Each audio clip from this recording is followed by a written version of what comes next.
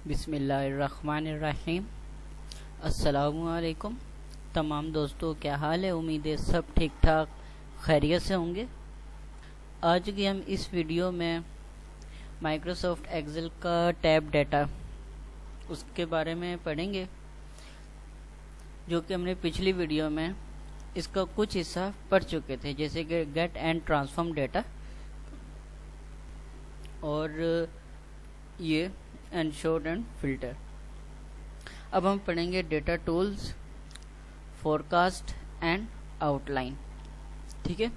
अच्छा, ये मैंने कुछ इन्फॉर्मेशन इसमें लिखी हुई है, टेबल्स वगैरह, वो आप भी लिख सकते हैं आप अपने कंटेंट के हिसाब से। ठीक है, तो शुरू करते हैं। शुरू करने से पहले अगर आप हमारे चैनल पर न्यू हैं तो प्लीज़ सब्सक्राइब कर दें, ताकि हमारी हर नई वीडियो आप तक पहुंच सके।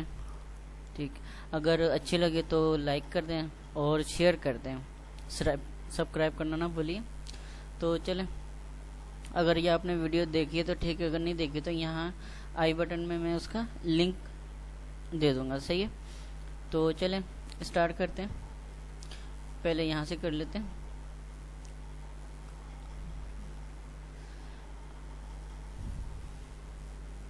अच्छा, ये जो है हमारे पास text to columns, text to column हम किस तरीके से लिख सकते हैं, मिसाल। और ये देखें, यहाँ भी ये दिया हुआ टेक्स्ट टू कॉलम। अगर इसके हम इंट्रैक्शंस पढ़ते हैं, इंडिकेशंस पढ़ते हैं, तो यहाँ कह रहा है split a single column of text into a multiple column. ठीक है, for example you can separate a column of full name into separate first and second name column. किस तरह होगा?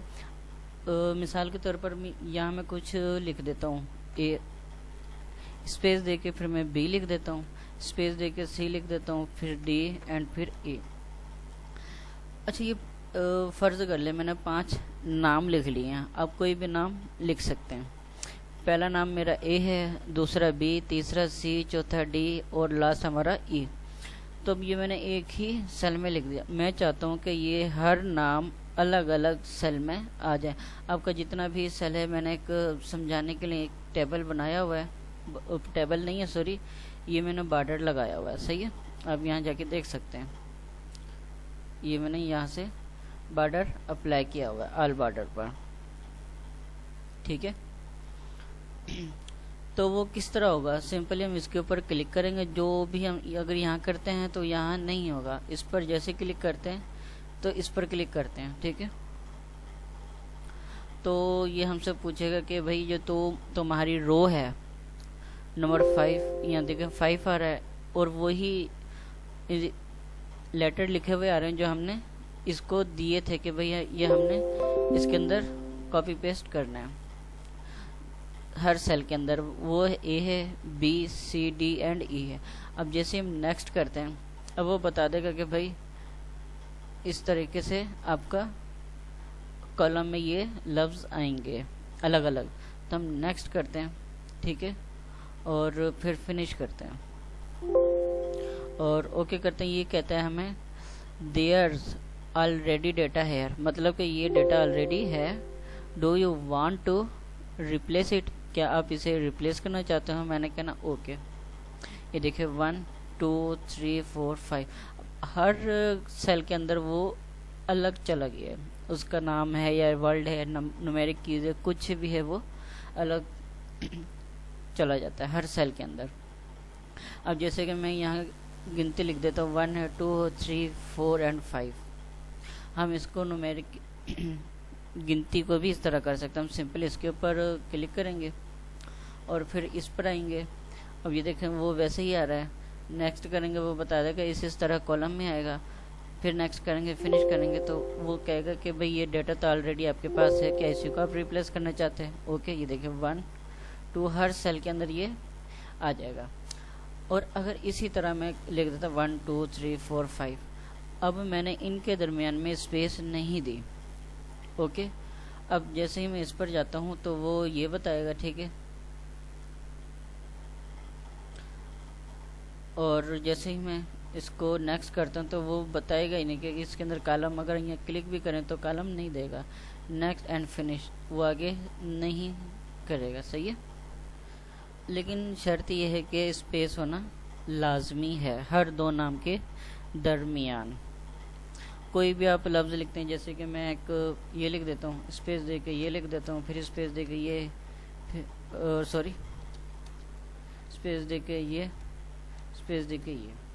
अब देखें ये मैंने 5 कुछ सैम्बल्स डालें। ओके, ओहो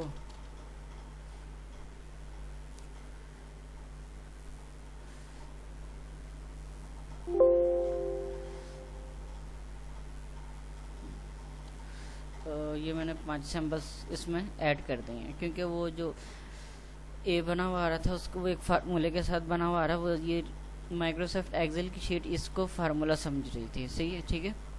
अब इसको मैंने अलग अलग इसमें कन्वर्ट करना, तो हम इसको भी कर सकते हैं। ये देखें, नेक्स्ट करते हैं तो वो आएगा, और फिर नेक्स्ट करके हम फिनिश करते हैं और ओके करते हैं, तो ये देखें हर सैम्बल एक अलग सेल में कन्वर्ट हो चुका है। इस तरह हम टेक्स्ट टू कॉलम अपने डॉक्यूमेंट में इजीली यूज़ कर सकते हैं। अच्छा, जो इसके अंदर हमारे पास नेक्स्ट ऑप्शन है फ्लैश फिल की है। फ्लैश फिल क्या चीज़ होती है, ये देखें, ये मैंने कुछ टेबल बना के रखा हुआ है फ्लैश फिल, और मेरे पास कुछ नाम है, first name and second name, और फिर ईमेल आईडी।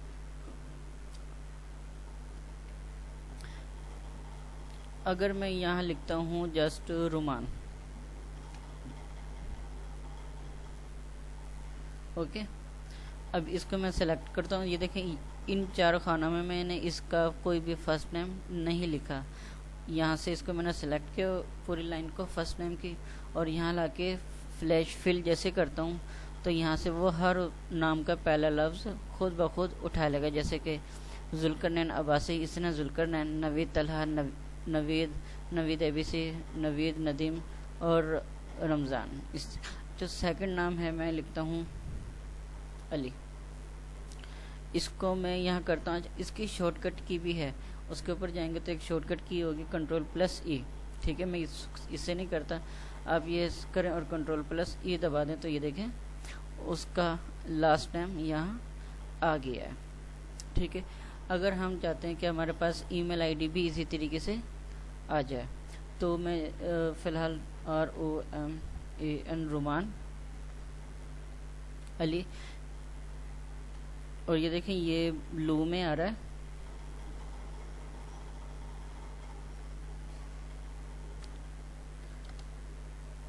ये देखें। अगर इसको मैं करता हूँ Ctrl+E प्रेस करता हूँ तो ये देखें खुद ब खुद उसने हर नाम की ईमेल बना के दे दी है। हमें लिखने की ज़रूरत नहीं है, किसी भी चीज़ की लिखने की कोई ज़रूरत नहीं है। इस तरह से आप कोई भी आपके पास बड़ी डेटा हो और शीट हो, उसका आपने फर्स्ट नेम लिखना हो तो सिंपली आप फर्स्ट नेम लिखें, उन सबको सिलेक्ट करके फ्लैश फिल करें, तो उस जो भी आपके पास जितने मर्जी नाम है, बेशक लाखों की तादाद में है, हज़ारों में है, जो भी है, 1 सेकंड में आप फ्लैश फिल से हर नाम का फर्स्ट नेम आप लिख सकते हैं। इसी तरह लास्ट नेम, इसी तरह आईडी, ईमेल आईडी। तो नेक्स्ट हमारे पास है डुप्लीकेट रिमूव। ये देखें डुप्लीकेट रिमूव, मिसाल के तौर पर अगर हम कोई शीट वगैरह बनाते हैं उसके अंदर बाज़ दफ़ा हमसे डुप्लीकेट्स कोई चीज़ लिख दी जाती है, जो कि जैसे यहाँ मैंने तला लिखा था वो मुझे दोबारा यहाँ तला लिख दिया गया है, ठीक है। जैसे मैं इसको सेव करता हूँ तो वो एक एरर दे रहा होता है कि भाई आपका कुछ नाम है जो इसमें डबल सेफ है, तो उसमें से एक को डिलीट करो या इसको सही करो। तो मुझे पता नहीं चलता, 1 बाय 1 अगर मैं ढूंढता हूँ तो नहीं पता चल सकेगा कि कौन सा है। इसी तरह ये भी डुप्लीकेट है, जैसे ABC है, ABC DFG, ये DFG, इसी तरह गिनती के अंदर एक लफ्ज़ डुप्लीकेट है, ओके। जो कि शायद कौन सा है, ये देखें ये 2 एक ही है, तो इसके अंदर हम इसको 1 2 3 जो कि इसका डुप्लीकेट बन जाता है, और इसका डुप्लीकेट हम कर देते हैं, जो कि इसका डुप्लीकेट बन जाता है। इसके अंदर भी 3-4 अब हमने डुप्लीकेट बना दिए, लेकिन हमें ऐसे पता नहीं चलेगा। सिंपली इसको यहाँ से सेलेक्ट करें, या आप सबको सेलेक्ट कर सकते हैं और यहाँ से डुप्लीकेट पर जाएं, तो वो हमें ये बताएगा कि आपने जो कॉलम सेलेक्ट किया है वो सी है, डी है, ई है। क्या आप तीनों का करना चाहते हैं? अगर किसी एक को करना चाहते हैं तो उसको चेक करते हैं, बाकी को अनचेक करते हैं। फिलहाल मैं तीनों का करना चाहता हूँ, ओके करता हूँ, तो वो मैच नहीं करेगा। No duplicate found. क्यों नहीं करेगा? क्योंकि इसके अंदर तादाद 3 है, 4 है, इसके अंदर तादाद 3-4 है, इसके अंदर अलग अलग है। अगर मैं यहाँ फ़िलहाल मैं इन सबको कर लेता हूँ, यहाँ करता हूँ, तो ये देखा मैंने इन 2 को अनचेक कर देता हूँ। सी मेरे पास है। जैसे मैं ओके करता हूँ तो वह हमें बता देगा कि जो आपके पास सी के अंदर डुप्लीकेट थी वो मेरे पास थी 4, उसके मैंने रिमूव कर दिया है। लेकिन इसके अंदर एक हमें मसला होगा, ऑल सेलेक्ट करने के बाद वो इसके भी जो यूनिक नंबर थे वो भी रिमूव कर देगा। तो उसके लिए यही है कि सबसे पहले उस एक कॉलम को आप सेलेक्ट करें रिमूव डुप्लीकेट पर, और यहाँ ये करें continue with the current selection, मतलब जो मैंने करंट सिलेक्शन की हुई है उसी को डुप्लीकेट रिमूव करें। ये देखें remove duplicates and then okay, तो वो बताएगा कि 4 डुप्लीकेट्स वैल्यू फाउंड हुई और 7 यूनिक हैं। ये 1 2 3 4 5 6 7, ठीक इस तरीके से ये 7 हमारे पास यूनिक और ये 4 हमारे पास डुप्लीकेट थी। अब हम इसके अंदर करते हैं कि इसके अंदर हमें मालूम नहीं चल रहा कि कौन सा डुप्लीकेट है कौन सा नहीं। यहाँ से गए, आपको ये सेलेक्ट करना लाजमी होगा, continue with the current selection. यहाँ से वो बताएगा कि डी कॉलम है, ओके करेंगे तो बताएगा कि आपके पास 5 डुप्लीकेट्स थी और 6 यूनिक हैं। ये देखें उसने 5 हमें डुप्लीकेट निकाल दिए हैं। इसको भी इसी तरह करते हैं और यहाँ continue with the current selection, remove duplicates, column E हमें बताएगा एड्रेस, आल सेलेक्ट करेंगे आप, और देन इधर 3 डुप्लीकेट थी और 8 यूनिक थी। ये देखें इस तरीके से हम कोई बहुत ज़्यादा लिस्ट होती है उसके अंदर हम नहीं डिसाइड कर सकते कि कौन सा लफ्ज़ कितनी बार आ चुका, तो इसके ज़रिए हम इजीली डुप्लीकेट्स को रिमूव कर सकते हैं। तो नेक्स्ट हमारे पास है डेटा वैलिडेशन। डेटा वैलिडेशन क्या है? अगर हम एज है, एज हमारे पास लिमिट होती है, ठीक है, स्कूल में है, नादरा ऑफिस में है, या कोई भी किसी भी शोबे में, तो हम उसके अंदर कुछ लिमिट डेटा दे देते हैं कि भाई इस लिमिट के अंदर ही आपने यहाँ इनपुट देनी है, इसके अलावा आप नहीं दे सकते। अगर उसके अलावा दें तो वो हमें रॉन्ग बताए। अब एज है, हम एज का ये कॉलम सेलेक्ट करेंगे और डेटा वैलिडेशन पे क्लिक करेंगे, हमारे पास कुछ इस तरह की सेटिंग आ जाती है। अच्छा एज है तो ये हम लेंगे होल नंबर, यानी गिनती में, बिटवीन कर लें या लेस देन कर लें, कुछ भी, मैं बिटवीन कर लेता हूँ। बिटवीन जो कम मैं एज रखूँगा वो 18, क्योंकि नेशनल आइडेंटिफिकेशन कार्ड जो बनता है वो जो मिनिमम एज होती है वो 18 ही होती है, ठीक है, और मैक्सिमम तो जब तक बंदा जिंदा है तो मैक्सिमम मैं रख लेता हूँ 40 या 45 रख सकते हैं। तो ये तो हमारा कंप्लीट हो गया। यहाँ apply this changes to all other cell, मतलब अगर मैं ये चेक करता हूँ तो जितने भी सेल उस पर अप्लाई हो जाएगा, तो यहाँ मैं अप्लाई नहीं करूँगा। इनपुट मैसेज, इसको चेक करेंगे तो ये ऑन होगा, अदरवाइज ये ऑफ है। हम यहाँ क्या लिखेंगे, ठीक है, जो हमें वो बताइए, मैसेज हमें देगा कि इनपुट मैसेज देगा।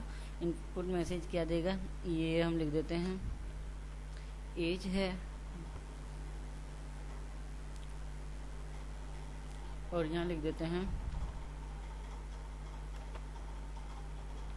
Right age between into 18 to 40 थी, जी हाँ 40, ओ sorry 45 year.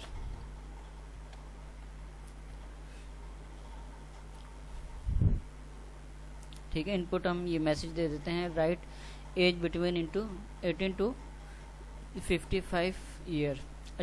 Alert message, error message, इसको भी चेक करना होगा। इसके अंदर हमारे पास 3 ऑप्शन होते हैं, स्टॉप है, वार्निंग है एंड इन्फॉर्मेशन है। आप कुछ भी दे सकते हैं, तो स्टॉप में दे देता हूँ, आप बेशक वार्निंग दे दें, कुछ भी। उसके अंदर ये मैं यही लिखूँगा और ये लिखूँगा, ठीक है, between the whole number 18 to 45। अब इसको मैं ओके कर देता हूँ।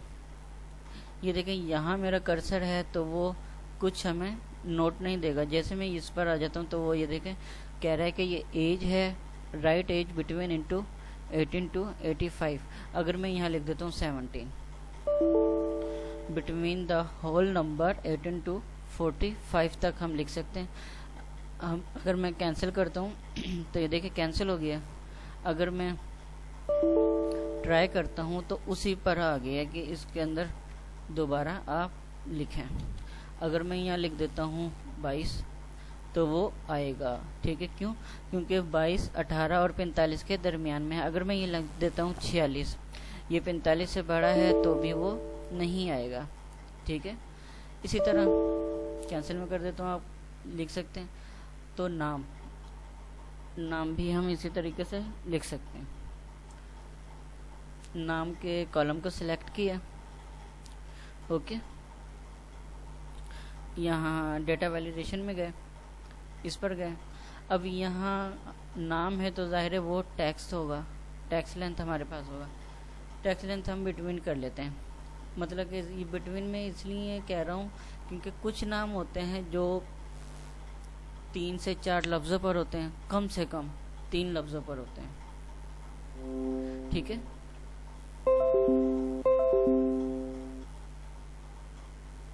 और ज़्यादा से ज़्यादा नाम जो होते हैं वो आपको तकरीबन 15, 16, 17, तो मैं यहाँ कर लेता हूँ 20 कर लेता हूँ, ठीक है। आपकी मर्ज़ी, आप जितने मर्ज़ी कर सकते हैं।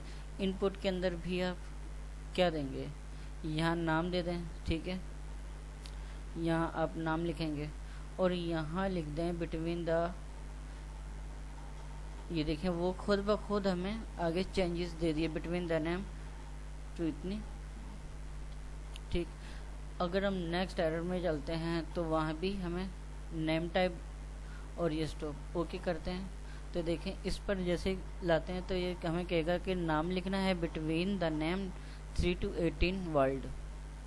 अगर मैं यहाँ लिख देता हूँ 2 AE तो हमें वो बताएगा कि नहीं भाई 3 कम से कम लिख सकते हैं।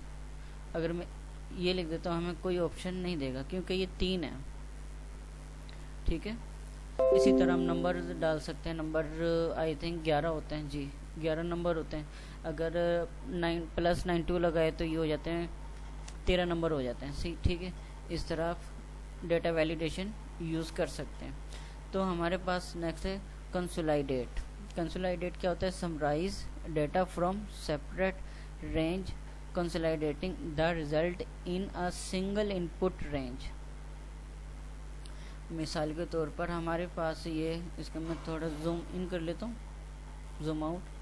हमारे पास ये 3 शीट हैं, जो कि पहली शीट हमारे पास 2018 की है, दूसरी 2019, तीसरी 2020 की। अब इसके अंदर हमने कुछ प्रोडक्ट सेल किए हैं, ठीक है। जैसे कि कीबोर्ड है, माउस है, स्पीकर है, LED, LCD, VGA cable, mic, laptop, CPU, monitor, जो भी आपका डेटा होगा आप वो लिखेंगे, ठीक है। मैंने जस्ट फॉर एग्जांपल आप लोगों को समझाने के लिए ये चीज़ें लिखी हैं। अच्छा, इनका रेट पर कीबोर्ड 250 है, माउस 550 है, स्पीकर 1200 रुपये का ये है। क्वांटिटी, क्वालिटी, मतलब कि ये 50 सेल हुए हैं 2018 में और इसकी ये है। अच्छा, इसका रेट हमने क्यों निकाला है कि इसके अंदर हमने फार्मूला लगाया है, ठीक है। इज इक्वल टू इसको मल्टीप्लाई किया इसके साथ, तो ये हमारे पास जो वैल्यू आई है वो 12,500 ये, ठीक है। इसी तरह ये हमारी चीज़ें हैं जो कि 2018 में सेल हुई हैं, इतनी चीज़ें हैं और ये इतनी अमाउंट, टोटल अमाउंट है और हर प्रोडक्ट का ये रेट है। इसी तरह 2019 में ये चीज़ें, ठीक है, इसी तरह 2020 में भी यही चीज़ है। अगर हम चाहते हैं कि यहाँ सेल एवरेज हो, मैं इसको कैंसिल कर, सेल एवरेज, तो इन 3 साल की जो हमारी सेल एवरेज है वो यहाँ क्या होनी चाहिए, और ये भी हमें पता चले कि कितनी चीज़ें कितनी सेल हो चुकी हैं, ठीक है, और ये भी होना चाहिए कि कौन सी चीज़ कितनी सेल हुई और यहाँ कितनी अमाउंट है। ओके, तो चलें देखते हैं किस तरह होगा।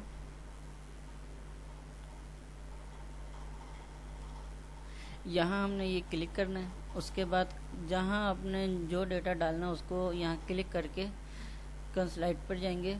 ओके, अब यहाँ हमें जो पहला ऑप्शन देगा वो फंक्शन है, मतलब कि हमने फंक्शन कौन सा लगाना है, सम लगाना है, काउंट लगाना है, एवरेज है, मैक्सिमम, मिनिमम, प्रोडक्ट है, काउंट नंबर, तो हम जमा करना चाहते तो ये सम लगाएंगे, ठीक है। इसको मैं फ़िलहाल के तौर पर रिमूव कर देता हूँ। अच्छा, यहाँ रेफरेंस देंगे, रेफरेंस क्या देंगे, मैं पहले टेबल के दे देता हूँ, 2018 ये आ गया, इसको मैं ऐड करता हूँ, ठीक है, इसको मैं सिलेक्ट कर लेता हूँ। उसके बाद 2019 का रेफरेंस दूंगा, इसको मैं ऐड कर लेता हूँ, ठीक है। उसके बाद ये रेफरेंस दूंगा, ठीक है, इसको मैं ऐड कर लेता हूँ। कौन कौन सा रेफरेंस दिया, 2018, 2019 एंड 2020। ओके, इसको मैं रिमूव कर दूंगा, सही है।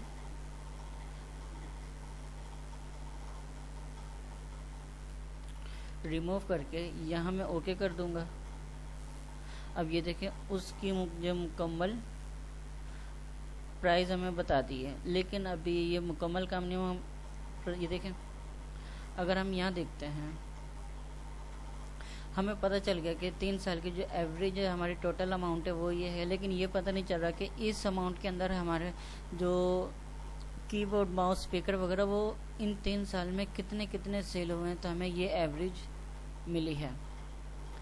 क्योंकि अगर हम यहाँ फार्मूला होता है, इसको इस पर डिवाइड करते हैं तो यहाँ हमारे पास एवरेज आ जाती है, वो भी आप कर सकते हैं। मिसाल के तौर पर मैं इसको डिवाइड कर दूंगा, इसके ऊपर इंटर करता हूँ, तो यहाँ मतलब कि 440 हमारे प्रोडक्ट सेल हुए हैं, तो हमारे पास ये अमाउंट आई है। इसी तरह हम इसको करते हैं तो ये मुकम्मल क्वालिटी आ गई, माउस इतने बिके इन 3 साल में, तो हमारे पास ये अमाउंट आ गई। लेकिन मैं ये नहीं करना चाहता, मैं इन्हीं से निकालना चाहता हूँ। तो आप सिंपल इसको क्लिक करेंगे जहाँ आपने ये क्वालिटी टोटल करनी है, यहाँ इधर करेंगे। अच्छा, अब मैं जो पुराने वाली है उसको मैं डिलीट कर देता हूँ, वरना ये पुराने वाले को भी यहाँ ऐड कर देता है, ठीक है। मैं यहाँ रेफरेंस दूंगा,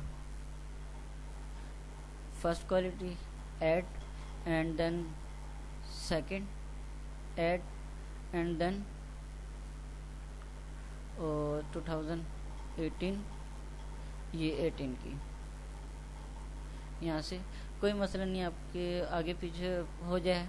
मैंने पहले ये 2019, फिर 2020, फिर 2018 किए, तो इसका कोई इशू नहीं है, ठीक है, क्योंकि जमा ही करना है, सम है हमारे पास। अब मैं इसको यहाँ से रिमूव कर दूंगा और यहाँ मैं आके ओके कर दूंगा। तो ये देखिए, हमारे पास वो जो पहले आ रही थी वो 440 ही था। इसी तरीके से आप यहाँ से भी कर सकते हैं, सम यहाँ से भी कर सकते हैं। ओके, ये तो आप लोगों को अच्छी तरीके से समझ आ गया होगा। अच्छा, एवरेज जो हमारे पास सेल है वो इस तरीके से आ गई है भाई, इसके अंदर हमारे पास ये सेल हुआ था। नेक्स्ट हमारे पास है रिलेशनशिप। फ़िलहाल तो अब ये देखें, अभी हाइट है, इस पर हम काम नहीं कर सकते। क्यों? क्योंकि रिलेशनशिप बनाने के लिए हमें वो इंस्ट्रक्शन देगा कि भाई आप पहले टेबल क्रिएट करें। क्रिएट या edit relationship between table to show related data from different table on the same report. मसलन हमें टेबल बनाना चाहिए, टेबल के ही सूरत में ये हमें डेटा को शो करवाएगा, अदरवाइज उसके दरमियान रिलेशनशिप नहीं ऐड करेगा। मिसाल के तौर पर मैं इसको एक टेबल की शक्ल अख्तियार कर लेता हूँ। टेबल कहाँ से बनेगा? इंसर्ट में जाएंगे, वो मैंने आपको बताया था इंसर्ट के टाइम में।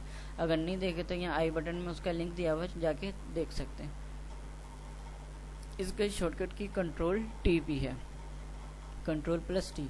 तो मैं सिंपली कंट्रोल प्लस टी से ही करेंगे। ये देखें, क्रिएट अ टेबल, और ये माई टेबल हैज़ हेडर, इसको चेक लगा दें एंड देन ओके। ये देखें, ये चेक वगैरह लग चुके हैं, हर चीज़ हमारे पास आ गई है। Okay, all select CPU monitor every to all thing product, then okay.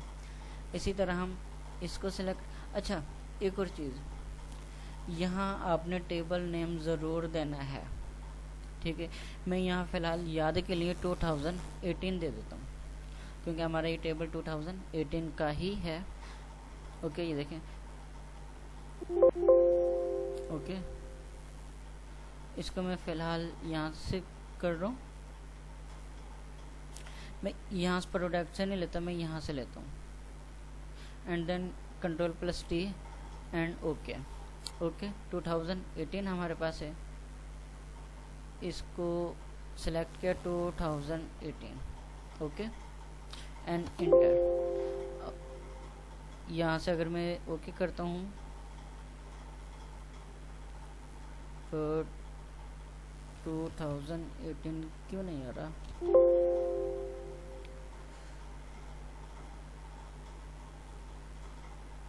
अच्छा, टेबल इस तरह लिख देते हैं। ओके, अच्छा, इसके अंदर ये अल्फ़ाबेट आना लाजमी है, न्यूमेरिक इसमें नहीं आता। और नेक्स्ट हमारे पास है ये, इसको भी control plus T and then okay. इसको मैं कर देता हूँ 2019 एंड देन इसको मैं कर देता हूँ control plus T then okay. और यहाँ से आपकी मर्ज़ी, आप नाम चेंज करें या ना करें।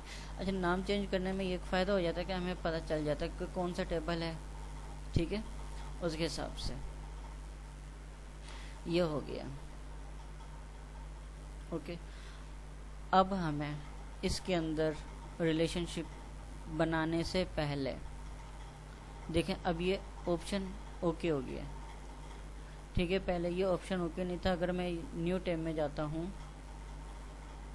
तो भी ऑप्शन है, क्योंकि इसी ही शीट के अंदर हमने एक टेबल क्रिएट किया हुआ है, सही। अब इसके अंदर हम मज़ीद रिलेशनशिप डालने के लिए हमें सिंपली सबसे पहले जाना होगा इंसर्ट टैब के अंदर। उसके अंदर ये देखें, पिवट टेबल है। Pivot table easy range and summarise complex data in a table, जो कि हमें वो दे रहा था। इसको मैं ओके करता हूँ। ये देखें, टेबल रेंज हमें देनी है। टेबल रेंज में इसको दे देता हूँ, ये मेरे पास टेबल रेंज है। Okay, add this data to the data model. Okay, यहाँ ओके करता हूँ तो थोड़ा वर्क लेगा। Pilot report can not overlap. Okay, तो इसके अंदर हम रिलेशन बनाने के लिए पिवट टेबल के अंदर आएंगे। अच्छा, ये हमने टेबल तो बना लिया था। इसके अंदर एक ये होता है कि आप कहीं भी पूरा टेबल सेलेक्ट कर लें या कोई एक खाना सेलेक्ट करके इस पर जैसे करते हैं तो वो हमारा टेबल खुद ही एडजस्ट कर ये देखिए, वो नाम भी वो बता देगा कि ये जो आपने टेबल है इसका नाम 2000 हमने 18 ही रखा था, टेबल 2018। तो ये सही। अच्छा, न्यू वर्कशीट होनी चाहिए आपके पास, क्योंकि स्टार्ट में न्यू होता है। और इस पर भी चेक लगा होना चाहिए यानी add this data to the data model and then हम ओके करेंगे।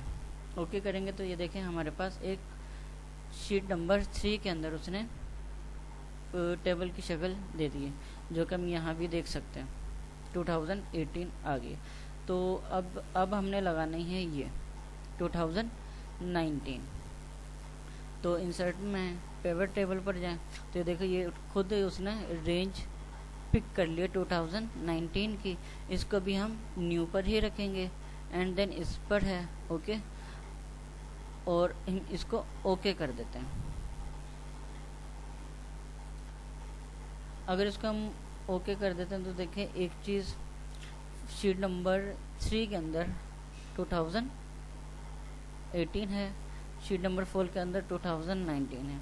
हमसे जो गलती ये हुई है कि हम शीट नंबर 3 में ही लाने था। इसको हम रिमूव कर देंगे, यस डिलीट कर देते हैं।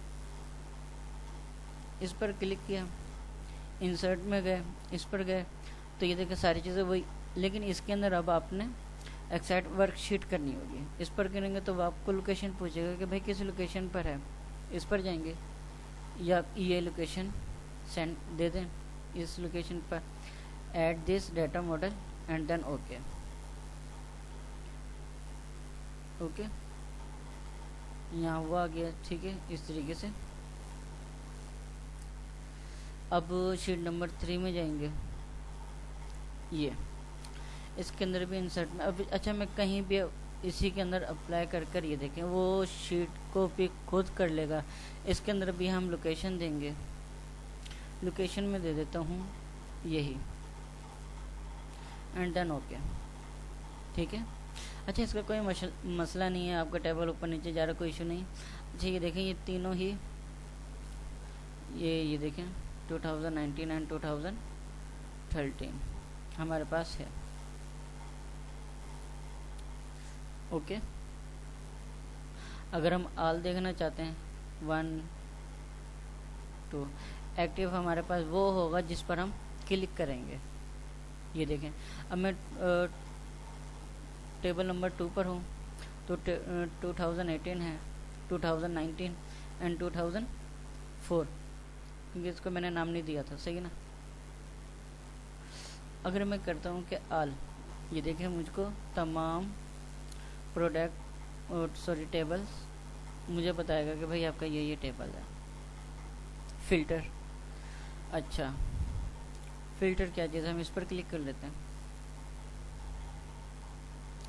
इस पर जाएंगे तो फ़िल्टर हमें क्या चीज़ करनी होगी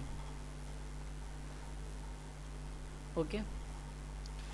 फ़िल्टर हम कर लेते हैं भाई हम प्रोडक्ट हो हमारे पास, अभी तो नहीं है क्योंकि प्रोडक्ट तो आ गया टेबल नंबर 3 के अंदर है, 4 के अंदर भी है हमारे पास प्रोडक्ट। ऐसे नहीं आएगा जब तक कि इसके अंदर दरमियान हम रिलेशन, तो देखते हैं रिलेशनशिप किस तरह लगता है। अगर हम आल पर हैं तो ये है। अब हम चाहते हैं कि इसका जो है 2018 का हमारे पास प्रोडक्ट आ जाए, तो इसके जो प्रोडक्ट है हम इसके अंदर रो में करते हैं तो ये देखिए उसका प्रोडक्ट आ गया। सही है, कौन कौन से ये प्रोडक्ट्स हैं, ठीक। और अगर हम चाहते हैं 2019 का हमारे पास आ जाए क्वालिटी के हिसाब से आ जाए, सॉरी इसको मैं वैल्यू में एडजस्ट करूँगा, ये देखें। अच्छा इसके अंदर एक मसला है, हर अमाउंट वो एक ही दे रहा है, यहाँ तक कि टोटल भी वो इतने ही दे रहा है। क्यों?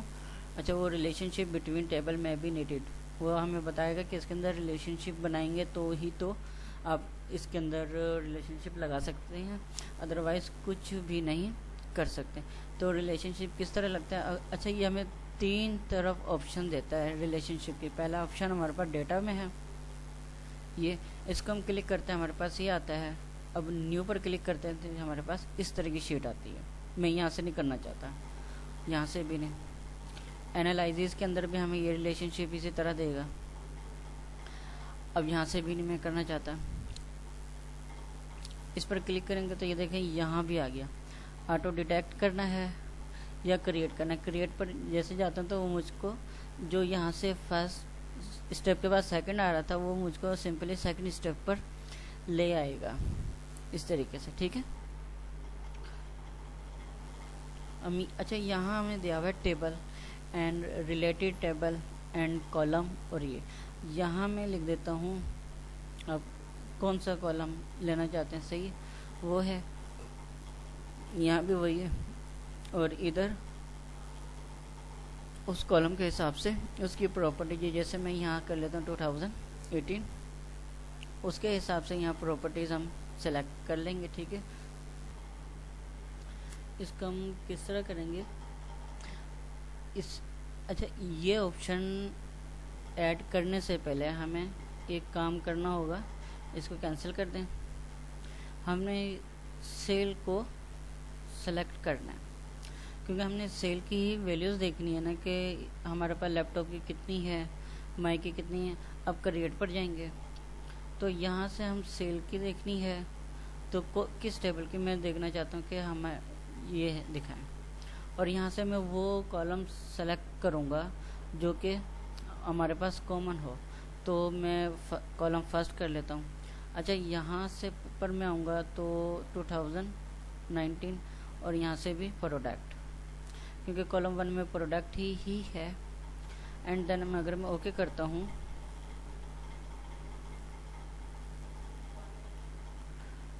अभी नहीं होगा, सही है। इसको यहाँ से 1 मिनट ज़रा मैं यहाँ से चेक कर लेते हैं। ओके, अब कहीं से आप रिलेशन लगा सकते हैं। मैं यहाँ से जा रहा हूँ, पहले हमारे पास 2019, ओके, उसके बाद हमारे पास प्रोडक्ट या वो आएगा जो आपके पास कॉमन चीज़ है। यहाँ आप 2018, अब ये देखो प्रोडक्ट इसने खुद ही पिक कर लिया, वो मैंने नहीं दिया था। अब जैसे ही मैं ओके करता हूँ तो ये देखें उसकी जितनी भी वैल्यूज़ है वो प्रोडक्ट की चेंज कर चुका है। यहाँ से मैं सिंपली क्लोज कर देता हूँ तो ये देखें CPU, और ये इतने प्रोडक्ट हैं, इतनी ये इतनी। अगर मैं यहाँ फ़िल्टर लगा देता हूँ कि मैंने सिर्फ देखनी है CPU, तो मैं सिर्फ CPU का बताएगा कि इतने प्रोडक्ट हैं। अगर मैंने देखनी है LED पर ओके करूँगा तो वह सिर्फ LED पर लगाएगा। ये रिलेशन बन गया है, ओके, इस तरीके से इसको हम बोलते हैं रिलेशन। इसको हम फिल्टर भी लगा सकते हैं, ये सही है, जो कि हमने ये फिल्टर है, यहाँ से भी हम चेक कर सकते हैं। बाकी जो फिल्टर यहाँ हम रिलेशन बनाते हैं वो इसका और इसका बनता है। ये देखें 18, 19 एंड 20 इन सब का बनेगा रिलेशन, ठीक है। इस तरीके से हम बना सकते हैं। कोई भी है आपके पास, जितना भी डेटा है वो यहाँ से आप रिलेशन बना सकते हैं। तो नेक्स्ट हमारे पास है मैनेज डेटा मॉडल। अब ये हमारे डॉक्यूमेंट में किस तरीके से काम करता है, ओके। फिलहाल इसको मैं कैंसिल कर देता हूँ। इसके लिए मैं एक शीट तैयार कर लेता हूँ, मैनेज डेटा मॉडल। तो देखते हैं इसको हमारे ये डॉक्यूमेंट में किस, तो ये मैनेज डेटा मॉडल, क्योंकि ये बड़ा टॉपिक है, इसके अंदर काफ़ी ऑप्शंस हैं वगैरह हर चीज़ है, तो इसके लिए एक अलग इसके बाद वीडियो में बना के आप लोगों को शेयर कर दूंगा। फ़िलहाल अभी तक डेटा टूल्स के अंदर जो हमने 5-6 टॉपिक पढ़े हैं यही ही हैं, ठीक है। बाकी इसके ऊपर आप प्रैक्टिस करें जितनी ज़्यादा हो सके, बहुत ज़्यादा। ये रिलेशनशिप है और बाकी ये जो भी आप है, ठीक है। करें, जितनी ज़्यादा हो सके प्रैक्टिस। अब तक के लिए इतना काफ़ी, ठीक है। बाकी ये चीज़ें जो हमारी रह गई ये नेक्स्ट वीडियो में इसको कंप्लीट करेंगे। तो अगर आप हमारे चैनल पर न्यू हैं तो प्लीज़ सब्सक्राइब कर दें और बेल आइकन को प्रेस कर दें। अगर वीडियो अच्छी लगे तो लाइक कर दें, ठीक है। तो मिलते हैं नेक्स्ट वीडियो में नए डेटा मॉडल के साथ और फोरकास्ट आउटलाइन के साथ, ठीक है। Okay, good bye.